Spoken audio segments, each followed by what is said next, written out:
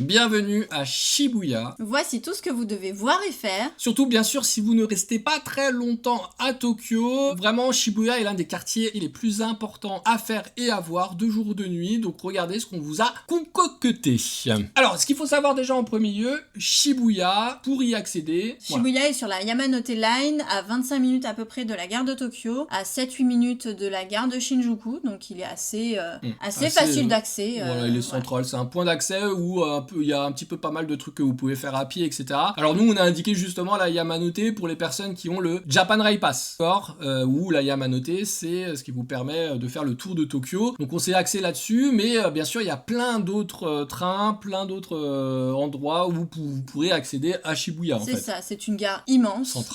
Centrale. Avec énormément de passages, donc aucun problème pour y accéder voilà. en train. Ce qu'il faut savoir, donc, c'est dès que vous sortez de la gare de Shibuya, vous levez les yeux au ciel, hein, s'il vous plaît, faites-nous plaisir, faites ça, et vous allez voir les hauts buildings, les immenses buildings, vous allez voir les écrans géants, etc. Donc c'est vraiment impressionnant, c'est le futur, on est vraiment sur la modernité tokyoïte, et c'est assez exceptionnel. Et il y a aussi, bien sûr, hein, quand on vous parle de Shibuya, on parle du Shibuya Crossing. Voilà, alors le Shibuya Crossing, c'est... Voilà, vous avez regardé tous Fast and Furious Tokyo Drift, hein, donc voilà, c'est vraiment là où il y a des millions de passages qui se font. Nous, personnellement, enfin moi, j'ai trouvé que c'était un passage piéton assez lambda etc.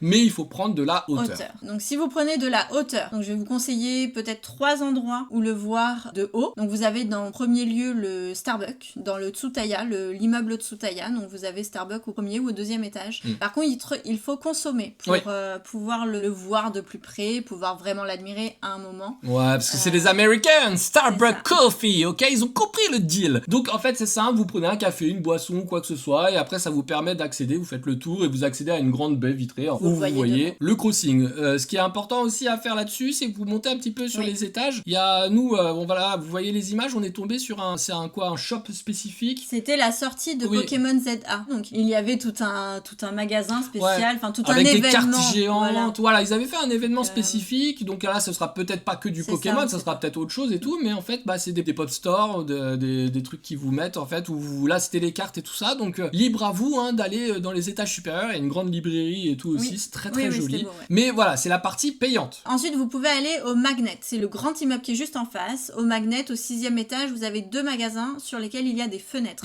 où on peut voir le Shibuya Crossing. Voilà, et en plus, on peut aussi profiter de ces 6 étages, parce que comparativement au Starbucks, il n'y a pas non plus énormément, alors que là, les 6 étages, c'était des magasins, donc vous avez de la mode, vous avez du gaming, vous avez pas mal de trucs, on a aussi les gachapon. Il y avait les gachapon, il y avait le Mujiwara Store, et un Sanrio.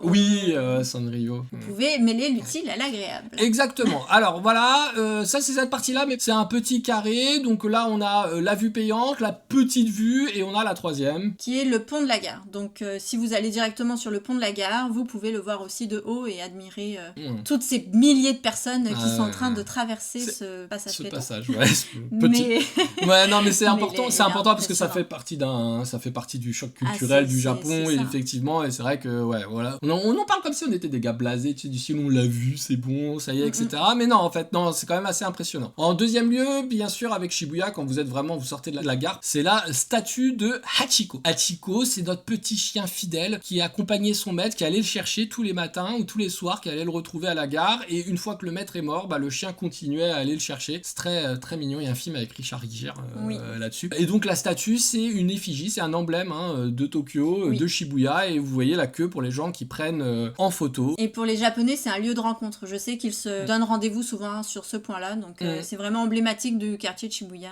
C'est le petit chien Hachiko. Exactement, c'est mignon. Ensuite, donc, vous avez plusieurs choix, parce que vous allez voir, alors oui, vous allez avoir la tête en haut qui va regarder le ciel et ça va être magnifique, mais vous allez avoir plein de petites rues, en fait, qui vont s'aligner, et vous avez la rue principale qui mène à la tour Shibuya 109. Emblématique, fan de Persona, fan de jeux vidéo, fan de... Est-ce qu'il y a ça dans les films de... Oui, dans Alice in Borderland, on l'a. Alice in Borderland, bien sûr. La tour 109. Alors, la tour 109, qu'est-ce qu'il y a à l'intérieur de cette tour? À l'intérieur de la tour, ce sera surtout du shopping des vêtements, donc c'est vrai qu'il faut être intéressé par ce milieu-là, mais elle est surtout très belle à voir de l'extérieur, en tout cas pour nous. Mais en plus, nous, on avait eu le pop-up en dessous là, de l'attaque des titans, où il y avait un titan gigantesque avec sa bouche et tout ça, donc c'était plutôt original. Et par contre, voilà, effectivement, regardez bien en termes de timing, parce qu'il y a énormément de choses à faire à Shibuya. Parce que si vous avez des minutes, des heures à entre guillemets à perdre dans la tour 109, faites-le. Sinon, voilà, nous sur notre chaîne, on est parti sur d'autres points, d'accord. Mais vous pouvez la faire sans aucun problème. On a sur cette route-là, quand on continue, c'était plus sur la droite. C'est sur vrai la que droite. Première année, on avait été sur la tour 109 et on n'avait pas vu on était passé à côté de pas mal de choses. C'est ça. Donc faites bien attention. Il y a d'autres rues encore plus intéressantes, bien sûr. où il y a beaucoup plus de lumière, beaucoup plus de magasins, de restaurants, très japonais. Petites rues et tout ça. Et cette rue-là, c'est la Center Guide, donc essayez bien de repérer parce que cette rue-là, alors votre voyage, vous le faites comme vous le voulez. Ok, nous on est juste là pour vous indiquer le plus rapide, le plus joli et compagnie. Donc cette voie-là, c'est plein de petites boutiques, plein de petits restaurants. C'est là où on a eu un Burger King avec un nouveau manga. C'était assez stylé. On a parlé avec une dame qui était exceptionnelle. Oui. Et en fait, vous avez plein de petites boutiques, etc. Et quand vous continuez, vous allez vous retrouver au Mandarake. Le Mandarake. Alors le Mandarake, faites attention parce qu'il est un petit peu caché. Hein. Oui, il est caché. Il est en souterrain. Il est en souterrain. Là, on n'est pas sur la modernité. On est vraiment sur du rétro. Et donc, Mandarake, c'est tout ce que vous l'avez vu sur la vidéo sur Akihabara. C'est là où il y a toutes les petites figurines, des mangas, des DVD, plein de trucs en fait sur tout l'univers japonais en fait, tout simplement. Et c'était très très grand. Hein. Immense. Alors c'est très très long, mais c'est vrai que vous tenez pas à deux comme ça en fait. C'est impressionnant. Faut se laisser passer. Tu laisses passer et tout ça. C'est là où voilà la politesse des Japonais. Cœur sur vous. Et donc une fois que vous êtes sortis, parce qu'il y a quoi, il y a facile une bonne heure à faire sur ce Mandarake. Il y a pas mal de trucs à faire. Il y a vraiment des nouveautés. On voit quand même des différences avec les autres et tout. C'est quand même pas mal. Vous sortez de là et vous remontez un petit peu. Alors vous pouvez manger des petites crêpes ou des petites glaces. Juste à la sortie. Juste à la sortie, là, c'est super. Et en fait, vous continuez. Et là où on arrive, nous, à un endroit qui nous a particulièrement intéressé, c'est le Parco. Centre commercial Parco. Donc soit vous passez à l'intérieur du centre commercial directement du 0 et vous allez au 6e étage, soit il y a un accès extérieur. Ouais, qui est sympa. Donc vous pouvez monter les escalators, les escaliers de l'extérieur, vous allez tomber sur l'entrée avec le Nintendo Store. Avec le Nintendo Store, mais à l'extérieur, il y avait les panneaux, il y avait les statues. Donc c'est exceptionnel. Alors c'est pareil, le Parco, on est sur les premiers étages, c'est des vêtements, c'est de la cosmétique, etc. Donc c'est à faire aussi, voilà. Mais nous, vif du sujet, le Nintendo Store, c'est facile, c'est le paradis, non pas du fruit, mais de Nintendo. C'est-à-dire que vous avez tous les produits dérivés, voilà, vous avez un coin Zelda, un coin Mario, un coin Pikmin, un coin Animal Crossing, avec pas mal de produits dérivés. Il y a de tout. De tout, et très joli, avec un très beau merchandising. Enfin, vraiment des choses qu'on n'a pas ici en France. Donc, non, donc on en prend plein les yeux. Ouais. Et surtout, vous avez deux petits trucs qui sont sympas. Il y a deux petits gachapons là où vous pouvez, vous faites un gachapon et hop, vous descendez. C'est soit une manette, une fausse, bien sûr, vous pouvez pas la tester, mais GameCube, Nintendo 64, Nintendo. Donc on voit les fans de rétro, c'était quand même intéressant. Moi, j'ai réussi à avoir la GameCube, donc j'en suis très content. Mais il y avait vraiment de tout et on voyait que c'était limite une attraction le truc, quoi. Et il était à 1000 yens, ce gacha. Ouais. Donc un peu cher. Plus exceptionnel. Mais par contre, c'est des gros trucs. Oui, quoi. Et très joli. Ensuite, hop, dès que vous allez à la sortie, vous voyez un Mewtwo géant qui est dans sa petite cuve là, et vous dites mais qu'est-ce que c'est que ça? Pouf, Pokémon Center. Et là, c'est assez, c'est magnifique quoi. C'est vraiment, c'est là où vous rentrez, pouf, émerveillé, toutes les peluches Pokémon, tous les jeux, toutes les sorties. Alors nous, on a eu la chance d'y être le jour de la sortie. Bon, on avait fait exprès de Pokémon ZA. Donc on va pas parler du jeu les gars, on n'est pas là pour ça. Mais en tout cas, tout ce qu'ils avaient fait, c'était exceptionnel quoi. Les droits à notre petite casquette. Ouais, des droits starter. Donc et faites-le pour les enfants et tout ça. Et si vous êtes fan de Pokémon, franchement, c'est vraiment l'endroit à faire. Vous ressortez, pareil, vous tombez sur en face, hop, le magasin Capcom. Enfin, on pourrait passer des heures et des heures à vous parler vraiment de cet endroit. D'ailleurs, on va le faire. Vous allez rester avec nous pendant 3h50. C'est ça. On va vous expliquer tout ce qu'il y a. Non mais voilà, vous avez le magasin Capcom, vous avez une grosse statue de Ryu, d'un dragon de Monster Hunter, vous avez juste à côté un petit nouveau magasin Sega qui est très joli avec tête d'affiche Sonic, les Yakuza et compagnie, même des Persona. Mais magnifique, ce magasin est magnifique. Regardez sur le sol, vous avez le Sega sous les vitres. Sous plexi, Voilà, donc très très beau. Vous avez les Sonic, enfin leur je trouve que c'était ils sont très beaux, joli. c'est de la qualité. un peu cher. Oui, c'était cher. Ouais, mais qualité. Donc et voilà, effectivement, hein, on est comme sur Aki, hein, on est sur des choses qu'on retrouve pas chez nous, donc effectivement, on craque plus facilement.